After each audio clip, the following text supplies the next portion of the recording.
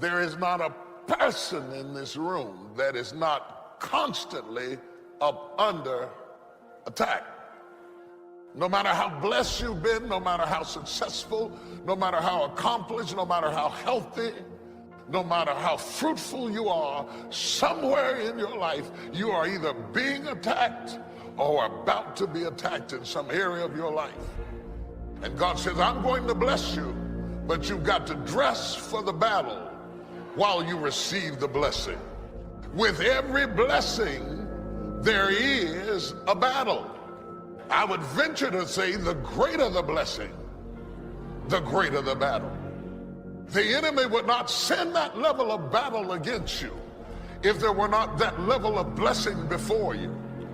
The level of battle you face is an indication of the level of blessings that you stand to receive. No robber robs an empty house. Nobody holds up a bag lady because she doesn't have anything to steal. If you're up under attack, there's something to be gained. See, you got all dressed up not to run. You got dressed up to stand, not to give place or territory, not to evacuate the turf that's yours. You must learn to handle the negative. Don't ignore it, handle it. You don't have to live in it. You don't have to dwell on it, but you do have to handle it, my opinion. I know some people teach, just turn your head real quick and say, there's no weeds, there's no weeds, there's no weeds. They'll take your guard. So you've got to handle the negative. Here's what part of it is. It's called the great war between good and evil.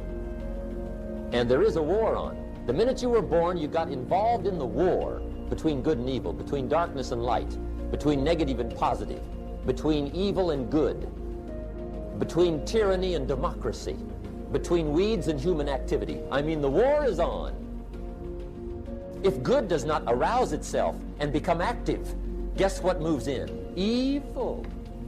It's a war.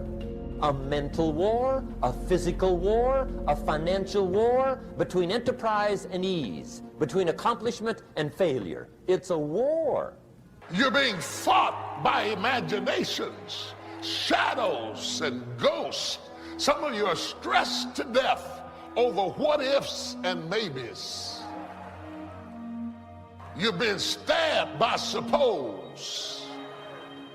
You lay in the bed wrestling with ghosts of what ifs and maybes and suppose and I think and I heard and I felt, and you wake up tired in the morning because you might have slept but you didn't rest, because all in your sleep you've been fighting. Most people are living their lives from a heart place and not a head place. They are so engrossed with what the heart feels that they have not covered what the head thinks. Most people are governed by their emotions. They're having a heart experience in a head fight. You will never win a battle if you're having a heart experience in a head fight. You're telling the enemy how you feel has nothing to do with what you know. And if you're going to deal with a knower, never approach a knower with feelings. You've got to approach a knower with facts. The enemy wants to cut off your head and leave you with feelings. Real decisions that move your life along are not coming out of your emotions, they're coming out of your head. Real opportunities that God would open up for you have to come out of your head and not out of your feelings. There are so many people that are so abstract and they're just moving along from day to day out of their emotions and their fear. I don't know, I'm just not feeling it today. I'm just not feeling it today. Come back on Thursday. I might be feeling on Thursday. I'm not in the mood for this. I can't handle this. And every time you do it, you are canceling out opportunities. A person who does not function out of their head is a person without government. A person who moves totally out of their emotions is exempt from the greater opportunity than life. because you will forfeit what God has given you because of how you feel. Somebody asked me one time, what quality would I pick if I wanted to work with somebody? And you know what I picked first? Number one, strong feeling. Please, number one, give me somebody that feels strong. About most anything, I don't even care. Just so they believe it. Even if they disagree with me. Wonderful. Just so they disagree vigorously. I'm not saying it's easy to win those kind of people to your point of view, but I'd rather do that than to try to resurrect people from the dead. Pump them up every month, pump them up, pump them up. I pass. God did not promise you that your feelings would line up with the facts. How many of us are living a headless life because we have not separated how we feel from what we know? You can't work with people like that. You really can't work with people like that, because if I criticize your work, it doesn't mean I criticize you. And to have to babysit your feelings, when I don't have time to babysit your feelings, I need you to correct the problem and go back to work. It's not personal if you do it right. I know that's culture shock to a lot of you, because everything you've ever gotten, you've gotten out of your feelings. But let me tell you the devil.